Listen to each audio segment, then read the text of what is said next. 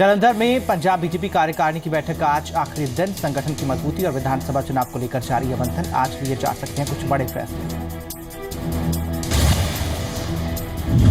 Meeting के पहले दिन फैसला लिया गया कि पार्टी केंद्र और सूबे के कामों को जनता तक पहुंचाएगी और तीसरी बार सरकार बनाने का दावा भी किया गया। जालंधर में पंजाब बीजेपी कार्यकारिणी की 2 दिवसीय बैठक में पार्टी प्रभारी प्रभात झा, संगठन महामंत्री रामलाल और पार्टी प्रदेश अध्यक्ष के साथ प्रदेश के सभी बड़े नेताओं ने शिरकत की।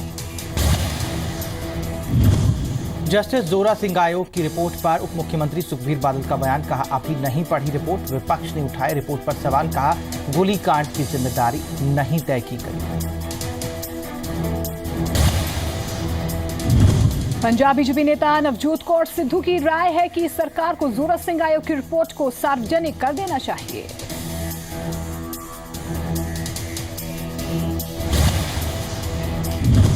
आम आदमी पार्टी को जोरा सिंह आयोग की रिपोर्ट से ज्यादा उम्मीद नहीं। उन्होंने इसे लोगों की आंखों में धूल झोंकने की कोशिश बताया। श्री गुरु ग्रंथ साहिब जी की बेअदबी के खिलाफ प्रदर्शन के दौरान पेश आए बहबल कला गोलीकांड के पीड़ितों को अब तक मुआवजा नहीं मिला है। जस्टिस जोरा सिंह इस कांड से जुड़ी रिपोर्ट तक सरकार को सौंप चुके हैं। बावजूद इसके प्रशासनिक अधिकारियों ने उनकी सुध नहीं ली है। कई पीड़ितों का कहना है कि जिन्हें मुआवजा दिया गया है उन्हें भी पूरा मुआवजा नहीं मिला और बहबल खुर्द के शहीद कृष्ण भगवान के बेटे की माने तो जोरा सिंह सिर्फ एक बार उनके घर आए और घर पर उनकी बहन थी जिसके बयान दर्ज नहीं किए गए।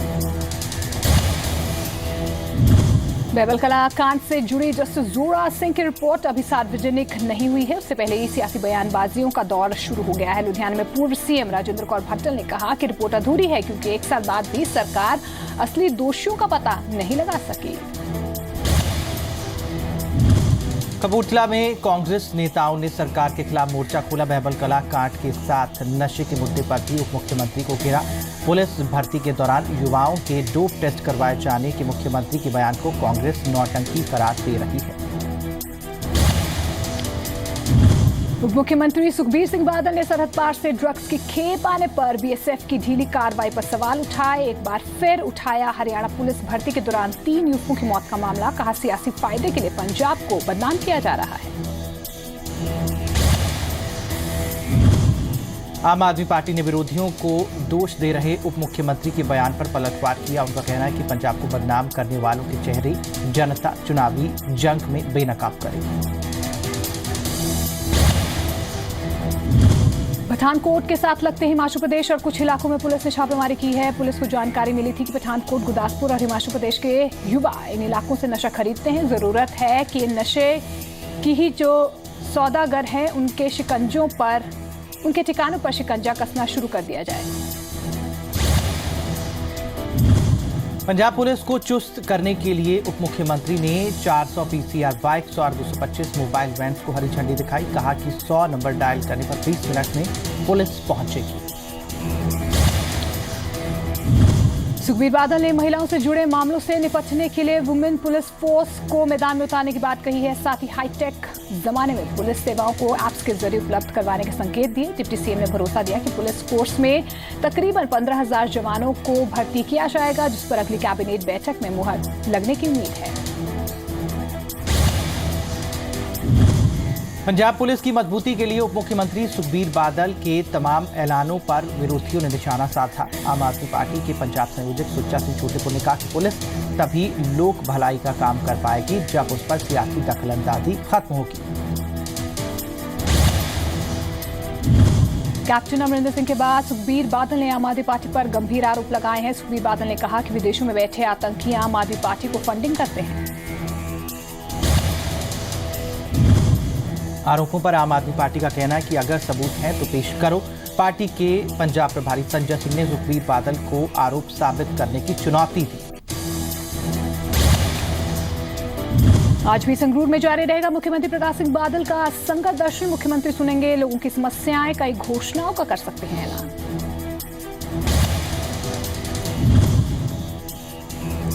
सीपीएस के मुद्दे पर विवादों में घिरी आम आदमी पार्टी ने दिल्ली में मुख्य चुनाव आयोग से मुलाकात की। पंजाब, हरियाणा, हिमाचल में की गई सीपीएस नियुक्तियों को रद्द करने की मांग की। पंजाब बीजेपी अध्यक्ष विजय सावला का दावा, आम आदमी पार्टी अपनी गलतियों को छुपाने की कोशिश कर रही है।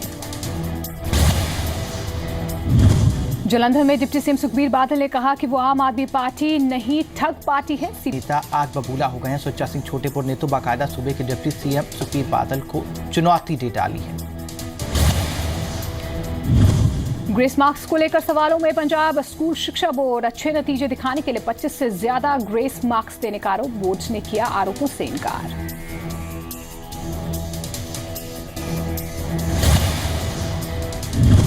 अमृतसर में एसपीसीए ने शेर की खाल की तस्करी करने वाले गिरोह का भंडाफोड़ किया। एसपीसीए के अधिकारी ने बताया कि उनके पास एक फोन कॉल आया था कि कुछ लोग शेर की खाल की तस्करी कर रहे हैं, तभी इन्होंने कार्रवाई करते हुए छापेमारी की और शेर की खाल जब्त कर ली। अशोक जोशी का कहना है कि देश में शेरों की गिनती दिन ब दिन घटती जा रही है। साथ ही उन्होंने लोगों से अपील की कि जंगली जानवरों को इस तरह से ना मारा जाए।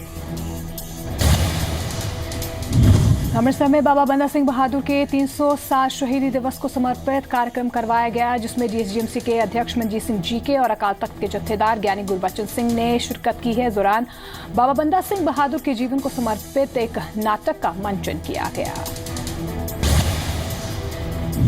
जालंधर की 23 साल की ज्योतिका ने संगीत के जरिए न सिर्फ अपने परिवार का नाम रोशन किया बल्कि पूरे पंजाब का मान बढ़ाया। ज्योतिका एक सिंगर हैं और 23 वर्षीय ज्योतिका ने जी टीवी पर आने वाले सिंगिंग रियलिटी शो सारेगामापा में 6 फाइनलिस्ट में अपनी जगह बनाई है। अब इनका लक्ष्य है कि लड़कियां गायन के क्षेत्र में आगे बढ़ें।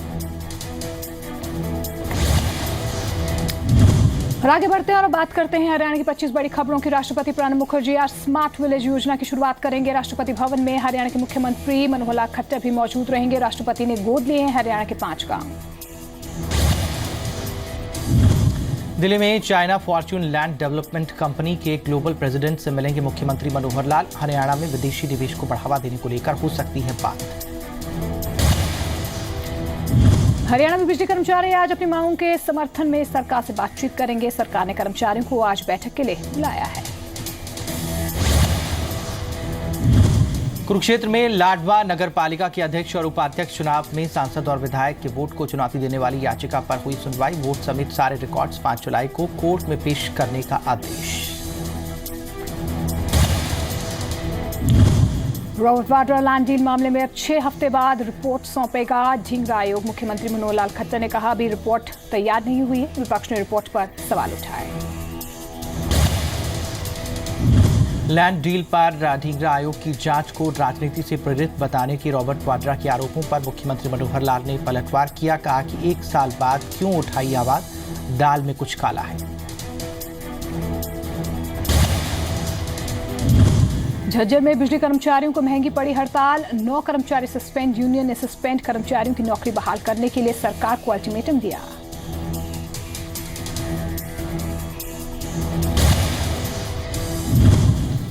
हरियाणा बना A2 पास्चराइज्ड मिल्क प्लांट लगाने वाला देश का पहला राज्य। कुरुक्षेत्र में मुख्यमंत्री मनोहर लाल खट्टर ने लॉन्च किया देसी गाय के दूध का पैकेट। पशुपालकों में बढ़ेगा गाय पालन का रुझान।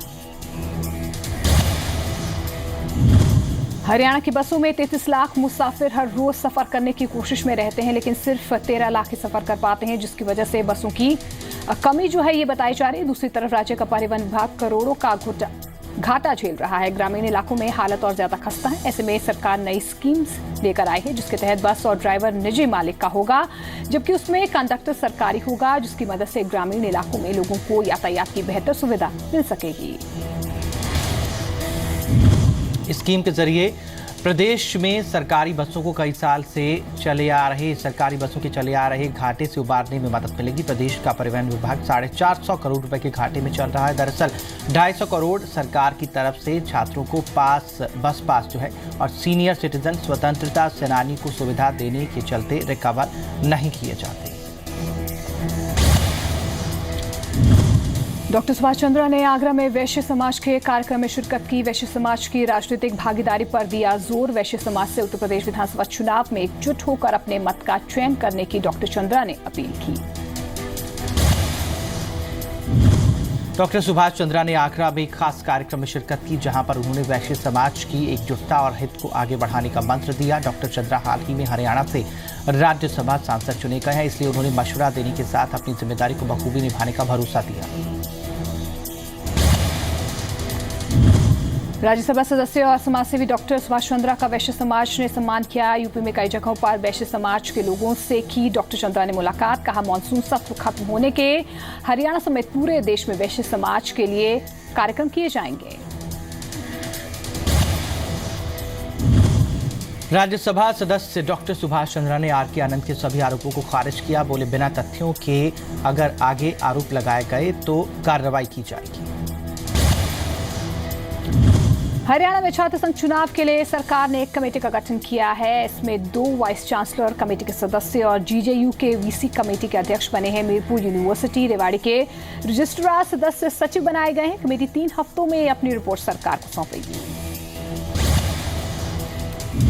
हरियाणा में अब शादी समारोह, सार्वजनिक स्थलों या फिर किसी अन्य उत्सव के मौके पर खुशी के आलम में फायरिंग पर पूर्ण प्रतिबंध लगा दिया गया है। पिछले दिनों हुई कई घटनाओं में लोग घायल हुए हैं तो कई लोगों की जान भी जा चुकी है। इसलिए प्रशासन ने फैसला लिया है कि अब ऐसा किसी भी समारोह में किसी भी तरह के हथियार का प्रयोग नहीं किया जाएगा। अगर कहीं ऐसा होता है तो बैंक्वेट हॉल, होटल के मालिकों और मैनेजर पर धारा 144 के तहत कार्रवाई की जाएगी। हरियाणा सरकार ने इस बाबत सभी जिला मुख्यालयों को सख्ती बरतने के आदेश दे दिए हैं। ट्राई सिटी में अब जितने भी ब्लैक स्पॉट यानी कि दुर्घटना की आशंकाओं वाले इलाके हैं उनके बारे में ऐप के जरिए अलर्ट किया जाएगा। चंडीगढ़ के निवासी नितिन ने वॉच आउट ऐप तैयार किया है, जिससे ट्राई सिटी में आप कहीं भी जा रहे हो, अगर ये ऐप आपके फ़ोन पर है तो उस डेंजरस एरिया तक पहुंचने से पहले ही आपको अलर्ट मिलेगा। चंडीगढ़ में महिलाओं की सुरक्षा का दायरा बढ़ने जा रहा है। चंडीगढ़ पुलिस महिलाओं की सुरक्षा के लिए 24/7 एक्सक्लूसिव महिला पीसीआर स्टार्ट करने जा रही है, जो हर पल महिलाओं की सुरक्षा के लिए तैनात रहेगी। इस पीसीआर की खासियत ये है कि इसमें मौजूदा सभी स्टाफ महिलाएं होंगी। चंडीगढ़ में महिलाओं की सुरक्षा को लेकर अक्सर सवाल उठते हैं, लेकिन अब ऐसा नहीं होगा। पुलिस के आला अधिकारी इसके मद्देनजर कई सख्त कदम उठा रहे हैं, जिसमें महिलाओं की सुरक्षा को प्राथमिकता दी गई है। कहना गलत नहीं होगा कि चंडीगढ़ की स्मार्ट पुलिस अब महिलाओं के लिए भी स्मार्ट कदम उठा रही है।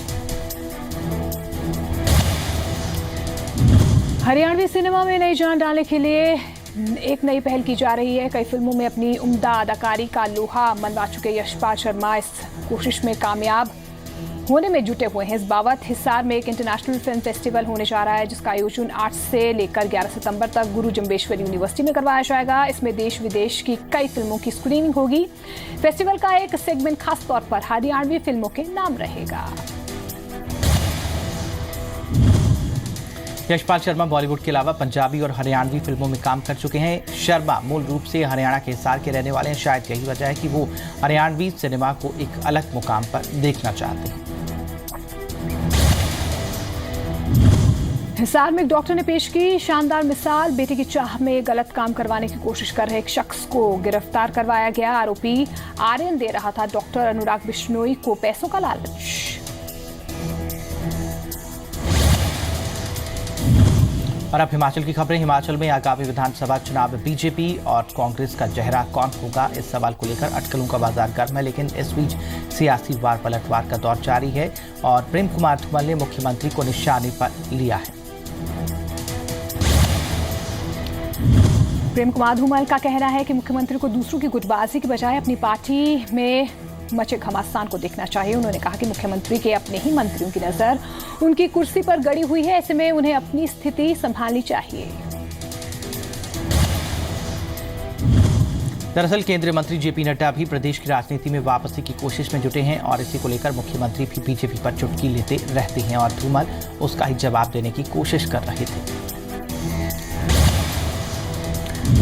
हिमाचल प्रदेश के मुख्यमंत्री वीरभद्र सिंह और पूर्व मुख्यमंत्री प्रेम कुमार धूमल फिर आमने सामने आ गए हैं। सीएम बोले, हर काम ज्योतिषियों से पूछकर करते हैं धूमल। तो धूमल का पलटवार, गुस्से में कुछ भी कह देते हैं सीएम, नहीं करता उनकी बातों पर कोई गौर।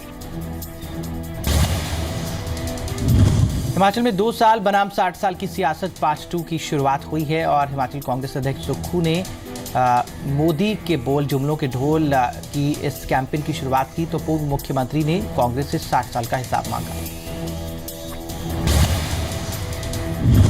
पंजाब चुनाव के नतीजों का असर हिमाचल चुनाव पर पड़ने वाले जीएस बाली के बयान पर मुख्यमंत्री ने पलटवार किया है। कहा, फिलॉसफर हो गए हैं बाली।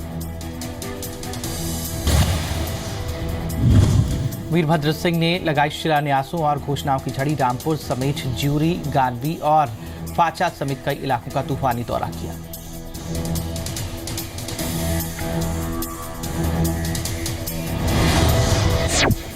हिमाचल पथ परिवहन निगम के बर्खास्त कर्मियों को बहाल करने की मांग करने वाले कर्मचारी संगठनों को जीएस बाली की चेतावनी। बोले, किसी भी कीमत पर अनुशासनहीनता बर्दाश्त नहीं की जाएगी।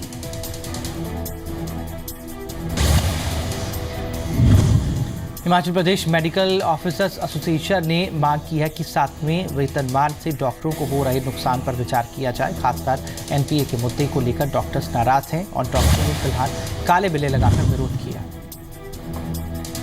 शिमला में डॉक्टरों ने 7वें वेतन आयोग का विरोध किया। काले बिल्ले लगाकर अस्पतालों में किया काम। केंद्र से 7वें वेतनमान की विसंगतियों को दूर करने की मांग।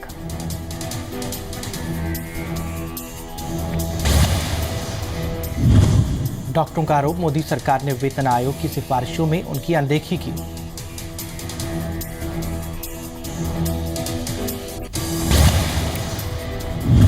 Himachal Pradesh medical officers association ने मांग की है कि 7वें वेतनमान से डॉक्टरों को हो रहे नुकसान पर विचार किया जाए। खासकर एनपीए के मुद्दे को लेकर डॉक्टर्स नाराज हैं।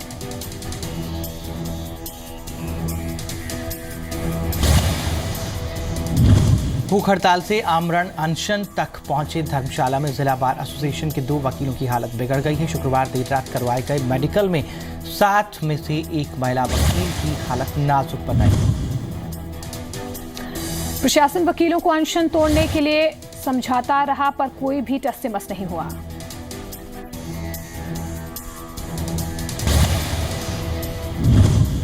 उधर सामाजिक संगठनों के साथ साथ राजनीतिक दलों का समर्थन भी अनशनकारी वकीलों को मिलने लगा है।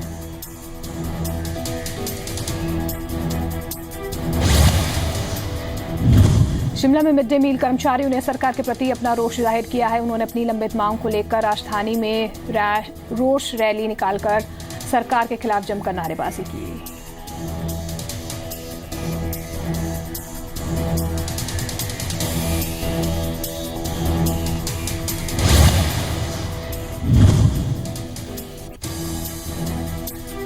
हिमाचल प्रदेश पर्यटन विकास निगम मनाली से लेह रूट पर विशेष बस चलाने जा रहा है। 35 सीटर विशेष बस सेवा का केलांग में रात्रि ठहराव होगा। 2700 रुपये में पर्यटन निगम ने सवारियों के खाने पीने और रहने का इंतजाम किया है। करीब 500 किलोमीटर लंबे इस रूट में सैलानी बारालाचा, टंगलंगला और खरदुंगला समेत यहाँ की शानदार वादियों और ग्लेशियर का दीदार कर सकेंगे। बस में बुकिंग करवाने के लिए हिमाचल प्रदेश पर्यटन विकास निगम के मार्केटिंग ऑफिस मनाली और लेह में संपर्क करना होगा। मनाली में फ़ोन नंबर दिए गए हैं और इन पर संपर्क किया जा सकता है। इसके अलावा बस की बुकिंग पर्यटन निगम की वेबसाइट www.hptdc.nic.in पर हो सकती है। मनाली से ले जाने के लिए अगर 10 से कम सवारियों की बुकिंग होती है तो पर्यटन निगम बस नहीं भेजेगा। सैलानियों के लिए टैक्सी का बंदोबस्त किया जाएगा। हिमाचल प्रदेश में शिमला समेत कई इलाकों में 3 जुलाई को हो सकती है भारी बारिश। मौसम विभाग ने एसएमएस के जरिए लोगों को सावधान रहने की चेतावनी दी है। प्रशासन को भी सतर्क रहने के निर्देश दिए गए हैं। हिमाचल प्रदेश में पिछले 48 घंटे में मंडी, सोलन समेत कई इलाकों में हुई भारी बारिश। आसमान पर छाए हैं घने बादल। सोलन जिले के अर्की शहर में 85 मिलीमीटर बारिश हुई है, जबकि बैजनाथ में 45 और मंडी में 44 मिलीमीटर बारिश हुई है। शिमला में 22 मिलीमीटर बारिश हुई है। वहीं जोगिंद्रनगर की बात करें तो वहां पर 165 मिलीमीटर बारिश दर्ज की गई।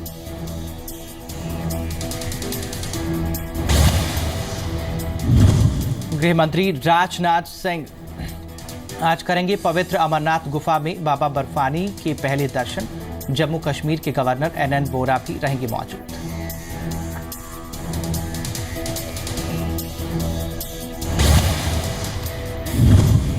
बम बम भोले के नारों के साथ अमरनाथ की पवित्र गुफा के लिए रवाना हुआ श्रद्धालुओं का पहला जत्था। 1282 श्रद्धालुओं का जत्था शाम तक पहुंचेगा पवित्र गुफा।